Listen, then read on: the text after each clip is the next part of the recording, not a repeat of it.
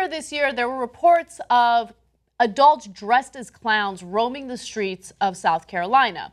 Well, the story has now developed and taken a twist or a turn for the worst. It turns out that these alleged clowns are now trying to lure kids into the woods. The creepy behavior allegedly began on August 19th when a resident relayed that her son said he saw clowns whispering and making strange noises in the nearby woods.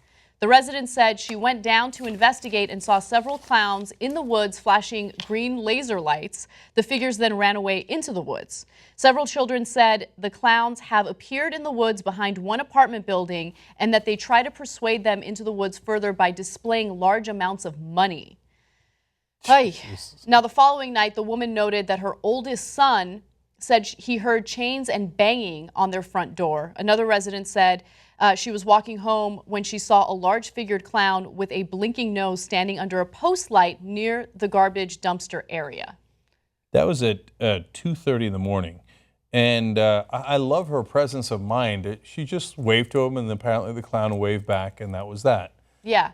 Someone's going to get killed. I hope you guys realize that, right? Yep. So all the clowns that are playing games and they think it's funny and they think it's cute, one of you are going to get shot. I have absolutely no doubt about it. So let's break this down. First off, are they likely to be child molesters? I would imagine the answer is no. The reason I imagine that is a couple of factors. Child molesters generally tend to try to hide and not want attention, right? They don't dress up in colorful outfits and go, "Here I am," right? So that was water out of the flower and lapel. Okay. Secondly, they don't usually do it in roving gangs in the woods. So it's unlikely that they're trying to lure the kids in to actually do something bad to them.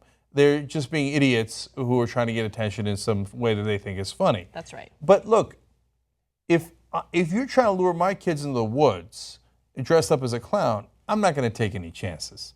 So I'm not going to say like, hey, look, he's got some money and he's trying to lure my young kid into the woods, but he probably doesn't mean anything. No, I'm going to come with a bat, right?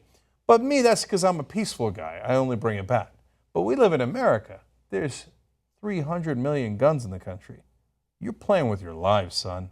Okay? I'm not going to do it, but you're out there in the middle of South Carolina playing games in the woods and trying to lure people's kids into the woods and dress the scary guys in the shadows.